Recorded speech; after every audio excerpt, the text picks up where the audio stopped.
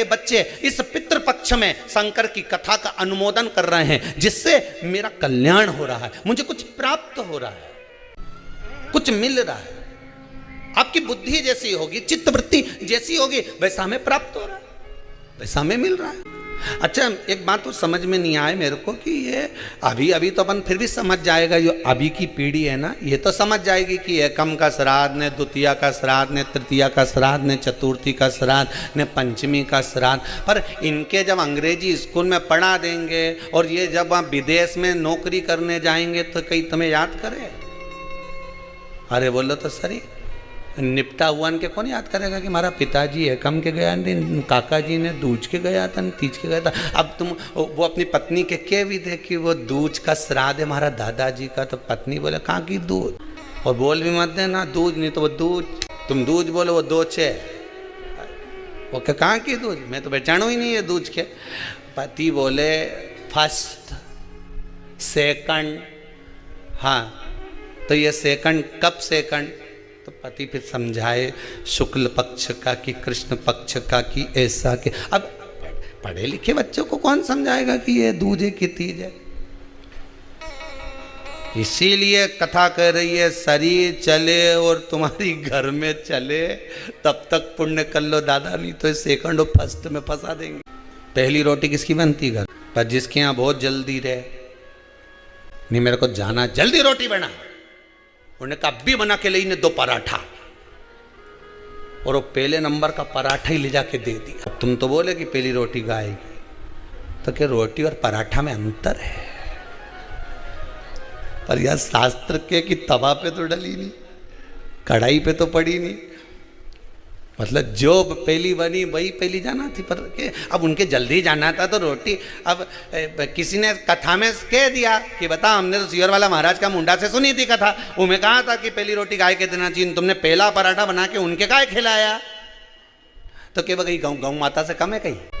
पहली रोटी गाय। 16 श्राद्ध में, श्राद्ध पक्ष में जो लोग गया जी नहीं जा सकते, ब्रह्म कपाली करने नहीं जा सकते, किसी जलाशय पर जाकर तर्पण तिलांजलि नहीं कर सकते, तो गरुड़ पुराण कहती है 16 श्राद्ध में 16 दिन तक गया फाल्गुन नदी का पूरा पुण्य, गया सुर का मुख का हस्त कमल का पूरा पुण्य गाय माता के मुख में आकर विराजमान हो जाता है।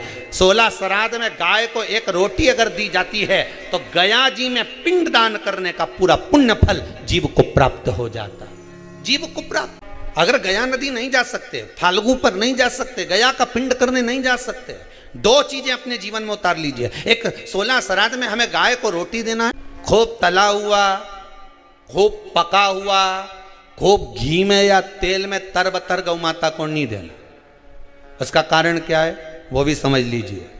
रोड पर कॉलोनियों में जो गाय घूमती हैं, इन रोड पर कॉलोनियों में घूमने वाली गाय जगह जगह पर पॉलीथीन वगैरह खा लेती है। वो लोग खाती कि नहीं खाती? पॉलीथीन जब गाय खाती है तो उसके पेट में जम जाता है, उससे गाय के पेट में कैंसर हो जाता है।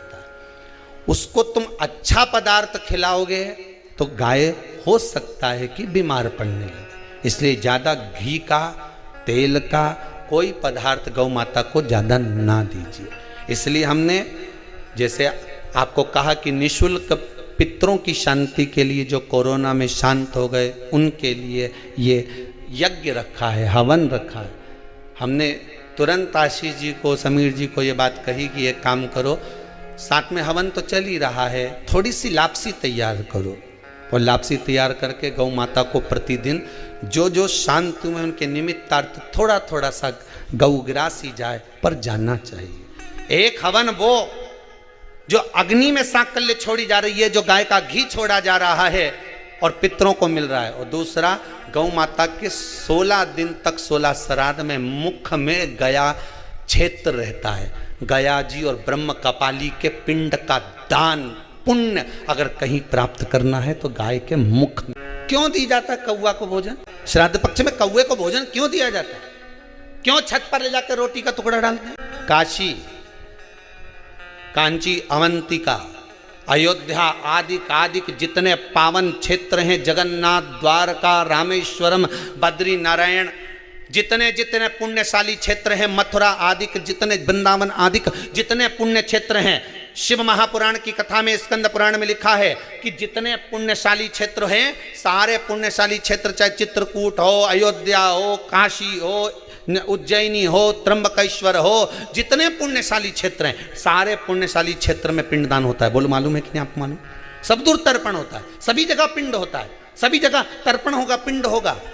तो श्राद्ध पक्ष में तुम इतनी सारी जगह जाकर तर्पण कर सकते हो क्या? जम के बोलिए, नहीं कर सकते। इतनी सारी जगह जाकर पुण्य कर सकते हो क्या? नहीं कर सकते। इतनी सारी जगह जाकर तुम ब्राह्मण को भोजन करा सकते हो क्या? नहीं। इतनी सारी जगह जाकर ना पिंड दे सकते, ना तर्पण कर सकते, ना पुण्य कर सकते। अब ये 16 दिन में इतने तीर्थ कितने, हजारों में तीर्थ, इतने तीर्थ में जाकर कहां पुण्य करोगे, कहां पिंड दोगे? तो उसका एक निर्णय निकाल दिया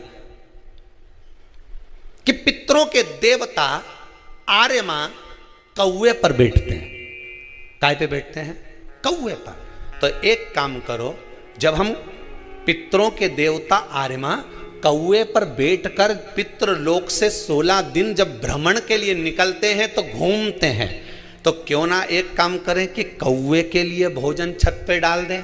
हमारे छत का कौवा जब अन्न का भाग ग्रहण करेगा, पितरों के देवता को बिठाकर जब घूमने के लिए निकलेगा, तो जहाँ जहाँ घूमने जाएगा, जब जब बीच में कोई तीर्थ पड़ जाएगा, तो वहाँ के पिंडदान का फल हमको मिल जाएगा। इसलिए कौवे को भोजन कराया जाए। कौवे को भोजन कराने का कारण ही ये। अभी गणेश जी विसर्जन हुए, गणेश जी को जल में विसर्जन किया, तो आपके मन में एक प्रश्न तो खड़ा होगा, आया तो होगा कि गणेश जी के 10 दिन तक बिठाओ, नित्य पूजन करो, ने पाठ करो, ने अर्चना करो, ने 10वें दिन इनके विसर्जन कर दो, और वो भी पानी में कर, पानी में। तो ये कहाँ लिखा कि जल में विसर्जन करो? श्रीमद् भागवत पुराण की रचना जब वेद व्यास जी महाराज करने के लिए बैठे, वेद व्यास जी ने सुखदेव जी से कहा कि मैं मंत्र बोलूंगा, मैं श्लोक बोलूंगा, इसको लिखेगा कौन? तो सुखदेव जी ने बोला गणेश जी से विनती करो। गणेश जी से कहा कि आप लिखोगे?